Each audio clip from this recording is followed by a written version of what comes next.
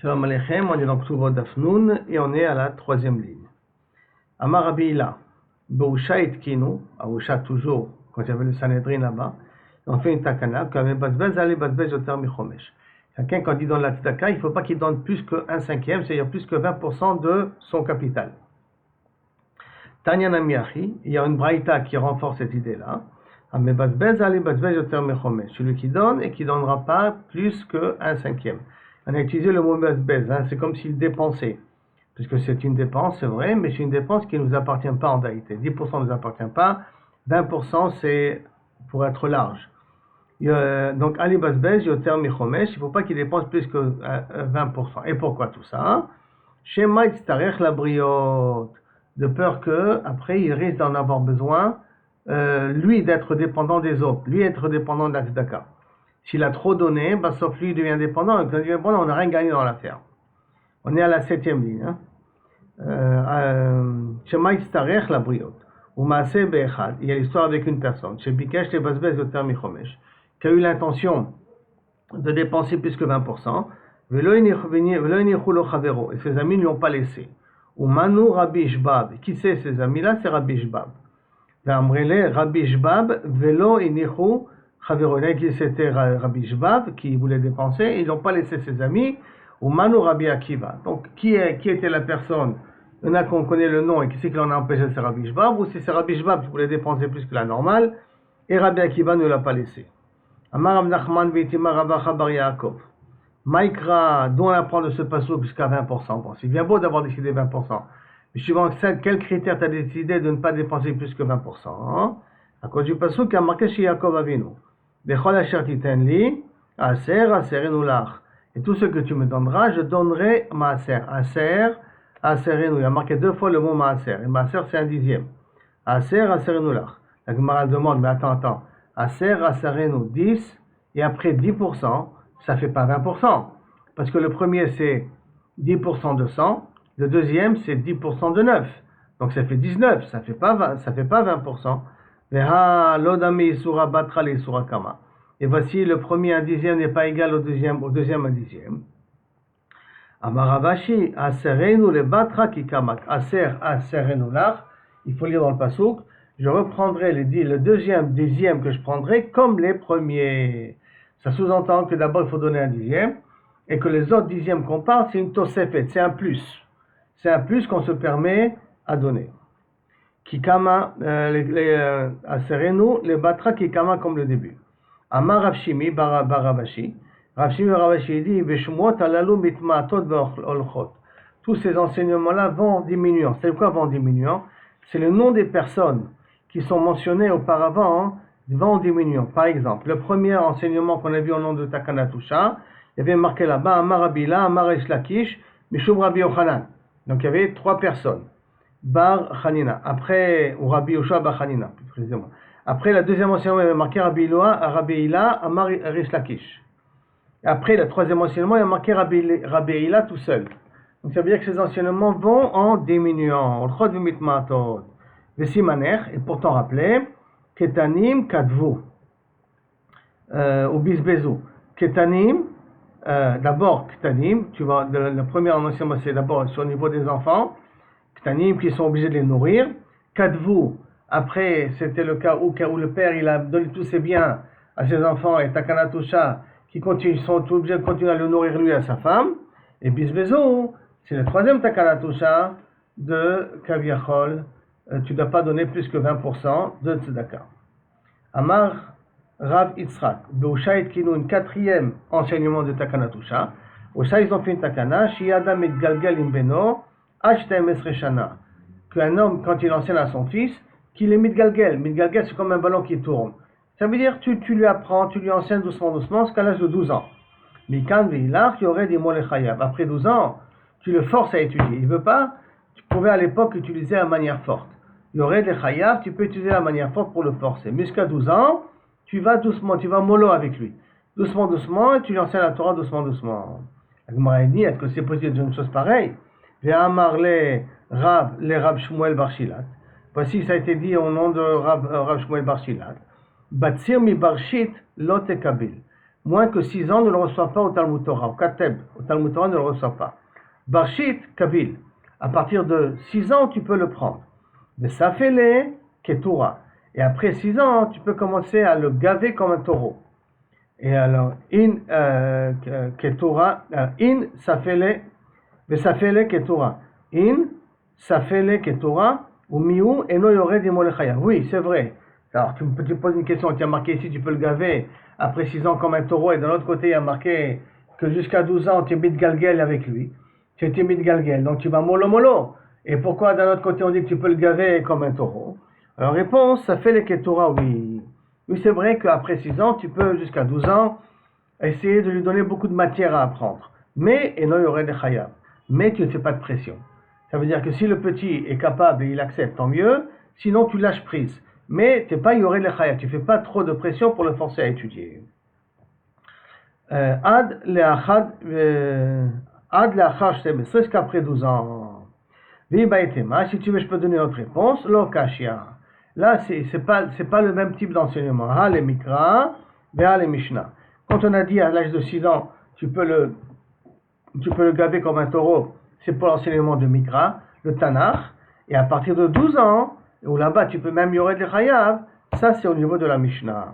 Tamar Abaye, Amraliem, M c'est sa fameuse mère nourrice, Barshit le Mikra, à l'âge de 6 ans, tu peux commencer à lancer le Tanakh, quelque chose d'écrit, Bar Eser le Mishnah, à l'âge de 10 ans, tu peux commencer à lui enseigner la Mishnah, Bar Klissar le Ta'anita, à l'âge de 13 ans, tu peux commencer à le faire jeûner, lui apprendre à jeûner. Mi'et le'ed 24 heures. Ou Betinoket, et pour les filles, Bat Tressar, à l'âge de 12 ans, tu peux commencer déjà à lui donner à jeûner. Amar Abaye, Amraliem, de nouveau un autre enseignement, parce qu'on a parlé de la mère adoptive de Abaye, donc un autre enseignement de la mère de Abaye, la mère adoptive.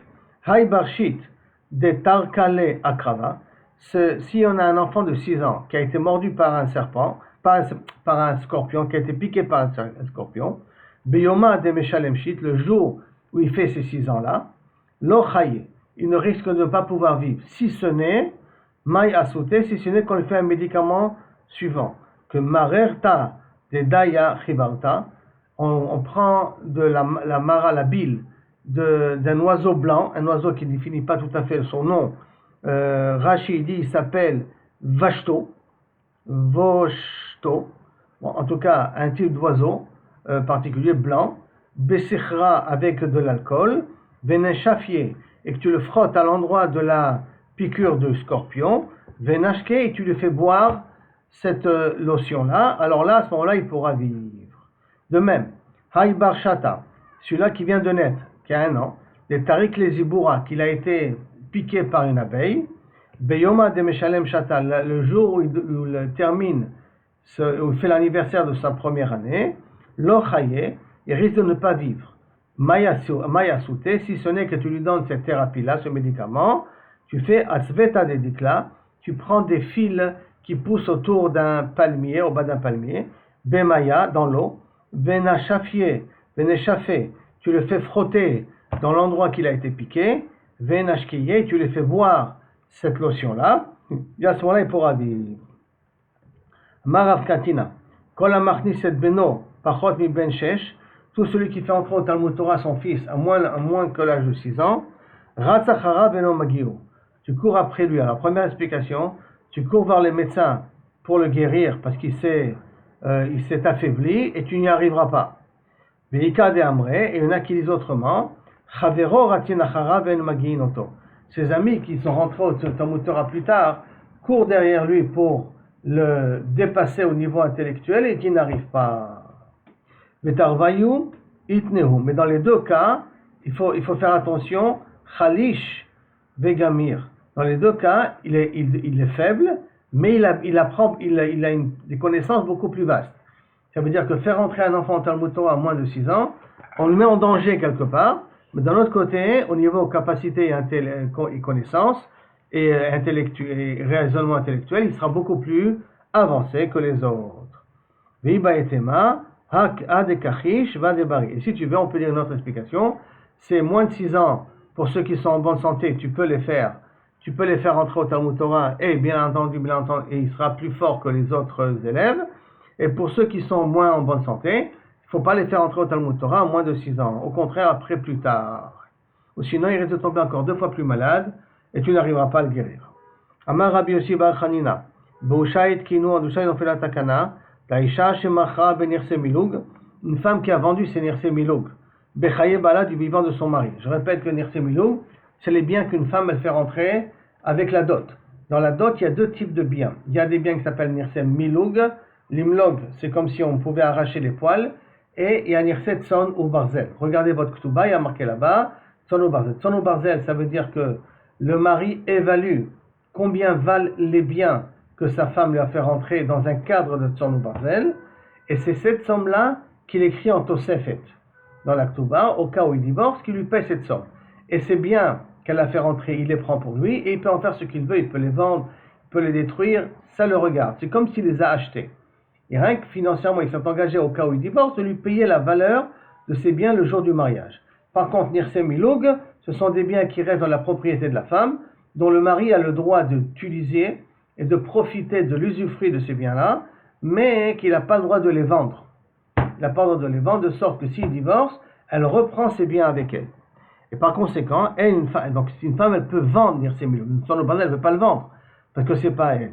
Mais si elle a vendu Nirse Milug Bechaye Bala du vivant de son mari, bien entendu, ça veut dire que rien que s'il divorce ou que le mari meurt, à ce moment-là, les acheteurs peuvent prendre ces biens-là. Ou Meta, mais là elle est morte, Abal, Motsim Yad Alekuchot. Le mari peut se faire rembourser. Il reprend, Kabiachol, tous ces biens que sa femme a vendus. Ashkach et Rabbi Yitzhak Bar Yosef, le Rabbi Abaou, une fois Rabbi Yitzhak Bar Yosef, il a rencontré Rabbi Abaou. Il y avait Kae Beorkluse de Oussa, qui se trouvait dans la population de Oussa. Amarle Man Mara de Shmaata de Oussa. Quel enseignement particulier il y a aujourd'hui que tu as entendu dans la yeshiva de Oussa? Amarle Rabbi Yossi bar Chanina. Qui c'est qui enseigne aujourd'hui? C'est Rabbi Yossi bar Chanina. Tana Mine Arba'in Zemnin, et il a répété donc cet enseignement-là qu'on a dit au nom de Oussa, ou qui a été enseigné au nom de Oussa, c'est au nom de Rabbi Yossi bar Chanina. Et donc il a répété 40 fois que c'est au nom de Rabbi Yossi bar Rabbi Chanina. Et comme ça, il y avait les kemanach le bekise, et le fait de répéter ça 40 fois, ça lui a fait comme s'il était dans sa poche. Et ça, c'est un clal. En tout cas, il y en a qui disent que 40, c'est une exagération, c'est une somme habituelle que Chazal disent. Il y en a qui disent d'après, il faut faire 40 fois pour s'en rappeler. Ashrei shomer mishpat, oseh tzedaka bechol et. Maintenant, heureux, alors là, c'est le pasouk, qu'on va devoir maintenant faire sa dracha, et qui dit la chose suivante.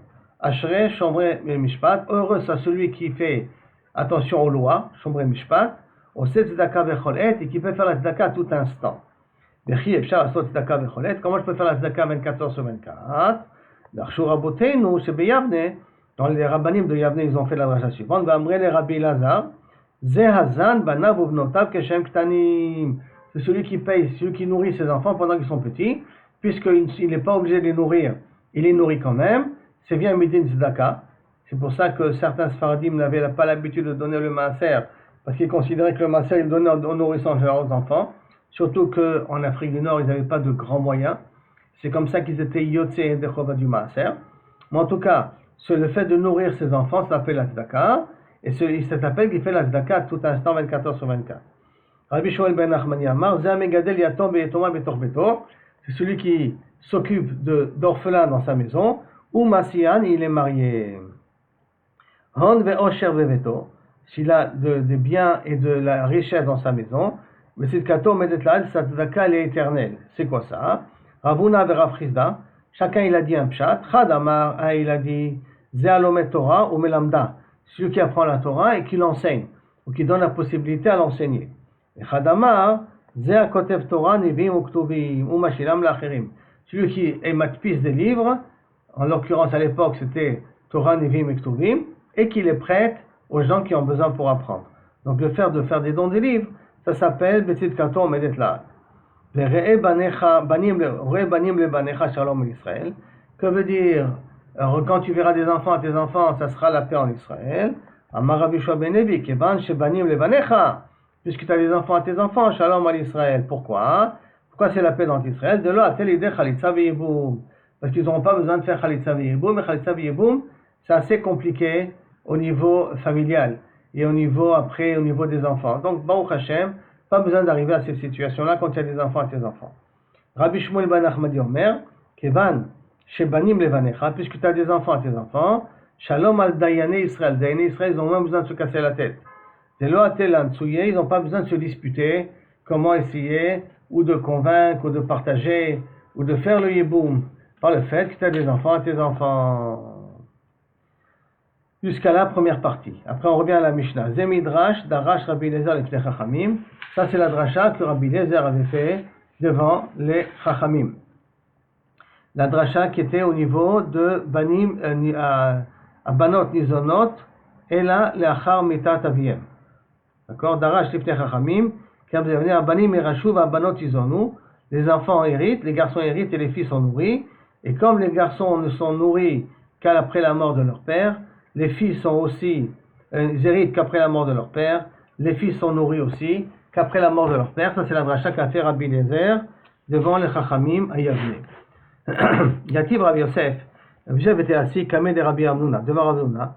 Yativ Rabbi Amnouna, Rabbi Amnouna était assis aussi, avec Kamar, et qui avait dit Keshem She'en Abanim Yorshim, et la Minakarka, de la même façon que les garçons ne peuvent hériter que des biens qui sont immobiliers, donc des terrains, car el abanot nizonot el aminakarka.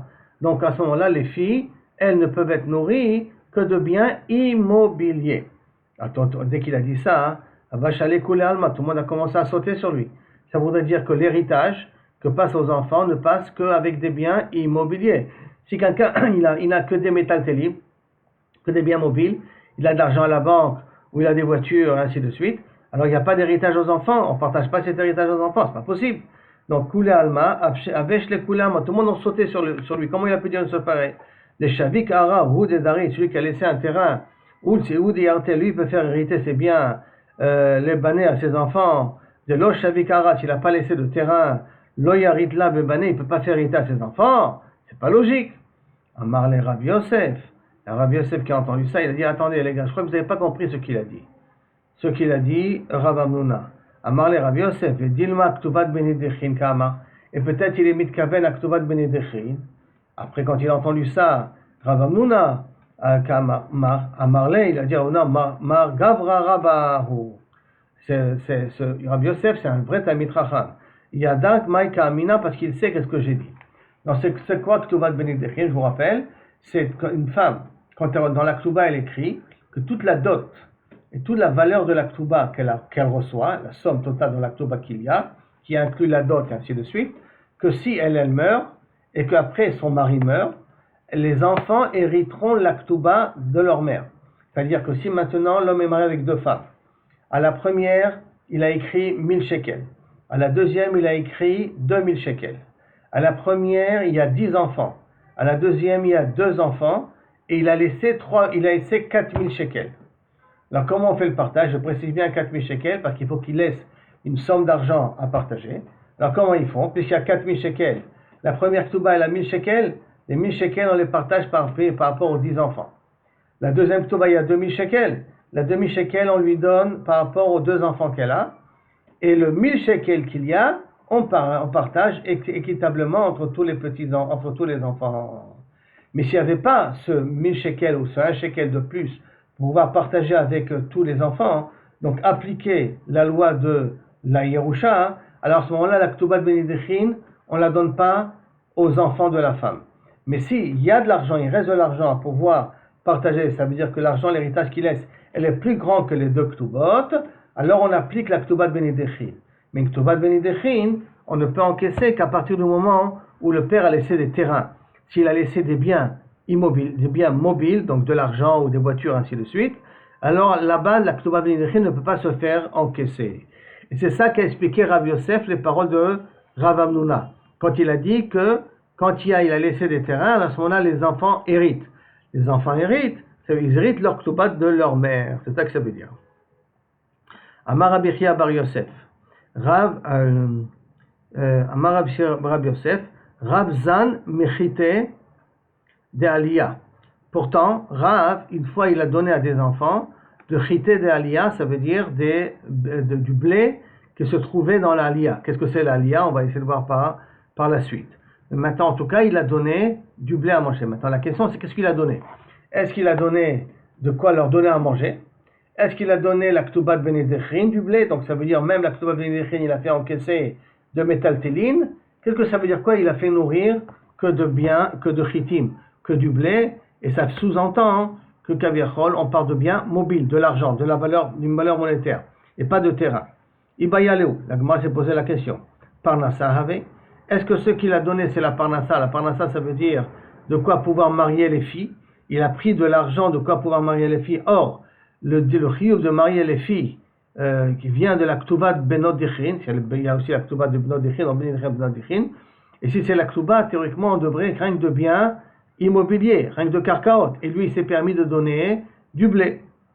Umay, bibayaleum, parnassa, avec umay aleya, c'est quoi? Mechitim de aliya, mais iluya, des havres de mieux ce qu'il avait le père. Donc des choses qui sont faciles à vendre, à utiliser. Kede Shmuel, et comme Shmuel, Damar Shmuel, les parnassa, shamin ba'av. Dans la parnassa, on évalue chez le père. Ce qu'on évalue chez le père, on évalue combien le père voulait donner pour marier sa fille. Suivant ce qu'on voit qu'il avait la relation par rapport à cette fille-là, alors on donnera une dot à la fille pour la marier, dans le cas où le père est mort, bien entendu, et on prend des biens du père. Donc Shamin, les parnassa, Shamin Ba'ab, combien le père on évalue plus ou moins combien le père était prêt à donner à cette fille-là. Ou Dilma, ou peut-être, c'est pas le parnassa, c'est pas la dot qu'on parle ici, et la maisonnée, mamash. Et on parle de maisonnée. Alors c'est quoi, pourquoi, et qu'est-ce que ça veut dire quoi à ce moment-là? Chité de aliyah, avec umay aliyah, midvarim tovim shenemru ba'aliyah. De belles choses qui ont été dites dans l'étage supérieur. D'Amar Rabbi Yitzhak bar Yosef, ba'aliyah etkinu, quand une fois ils sont réunis les rabbanim à l'étage supérieur, et ils ont été metaknim, shiyu banot nizonot mina metaltelin, que les filles peuvent être nourries des métaltélines, de biens mobiles, de l'argent qu'a laissé le père, et pas uniquement de biens immobiles qu'a laissé le père, contrairement à ce qu'a dit Rabbi Eliezer dans la Mishnah. Donc ça, ils ont fait la takana dans l'Iyah. Tashma, beyade de Rav, Banai, Achua, Tashma, bide de Rebi, dans la yeshiva de Rebi, bide de Rebi, donc dans les mains de Rebi, Banae, Achva, de Rebi Banae, Achva, le frère de Rabbi Chia, Bar Abba, Vavu metaltele diatme, ils avaient, donc ça veut dire dans les mains de Rabbi Banaï, le frère de Rabbi Chia, il y avait des métaltélim qui étaient chez lui, des yetomim qui avaient laissé derrière eux leur père, des yetomim qui avaient laissé, et les biens de métaltélim se trouvaient chez lui. Des Rabbi Chia Bar Abba, Vavu metaltele diatme, à tous les camés de Shmuel, ils sont venus devant Shmuel, on dit qu'est-ce qu'on fait maintenant? On les nourrit avec ces métaltélim ou pas? Amar les zilzon, va et nourris-les. Maintenant, on veut comprendre c'est quoi va nourrir, va les nourrir. Est-ce que c'est maisonnot ou c'est autre chose? Amar les zilzon, maïlav les maisonnés, n'est-ce pas que c'est pour leur donner à manger? Donc ça veut dire que Shmuel il est d'accord qu'on peut nourrir les enfants avec des métaltélines, que des Rabbi Yitzhak bar Yosef. Il pense comme Rabbi Yitzhak bar Yosef, et pense à Gmaralo. Attends, les parnassa, non, là-bas c'était pour les marier. Les parnassa, pour leur laisser un petit peu c'est pas les maisonnotes, et là c'est une genre de nedounia pour leur permettre de se marier. Mais Shmuel est amé, et Shmuel il va toujours d'après sa svara lui, que de Amar Shmuel, les parnassa, Shamim Ba'av, quand on donne une dot des biens du défunt, on doit évaluer combien a priori il aurait bien pu donner de son vivant. Donc on fait une évaluation, et s'il aurait voulu donner des biens mobiles, alors on peut donner aussi des biens mobiles. Shamin Ba'av, Have Uvda Ben Ardea, il y a eu un cas comme ça en Ardea, Vedun Daine de Nardea de Pombedita. Et ils ont été d'anim, les gens de Nardea, dans Pombedita, Ve'akbe Rav Chana Barbizna, et qu'ils ont donc pris des biens mobiles pour pouvoir nourrir les enfants. Amarlu Rav Nachman, contre Rav Nachman, il a entendu cette chose-là. Allez-vous les Dayanim et allez rendre ce que vous vous êtes permis d'être possèque. Vous avez été possèque de transférer 100 000 shekels de biens mobiles pour les Yetomim, pour leur donner à manger. Alors s'il vous plaît, payez de votre poche, remboursez cet argent-là. Pourquoi il n'a pas demandé à ceux qui ont reçu l'argent? Parce qu'il ne pouvait pas être mitasek avec eux, ils étaient trop birionim, explique les Mefarshim. Donc il a dit aux Dayanim, vous avez mal été possèque. Parce que Ktuvat Benidechin, on n'encaisse pas de métaltélin, on encaisse d'afka de karkaot. Et comme on encaisse de karkaot, donc vous avez mal été possèque, je vous dis à vous de rendre l'argent. Ve'ilav, et si vous ne rendez pas l'argent, je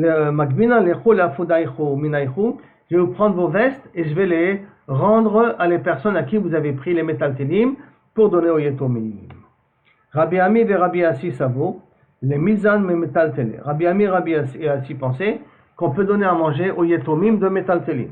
Amarle au Rabbi Yaakov Aradi, Milta de Rabbi Yochanan de Rish Lakish, lo avdu ba'uvda. Une chose que Rabbi Yochanan et Rish Lakish n'ont pas fait, Batoun Abdoun, toi tu vas faire. Ils n'ont jamais osé donner la nourriture de métaltélim. Comment tu oses faire, vous osez vous faire une chose pareille? Batoun Abdoun Ouvda.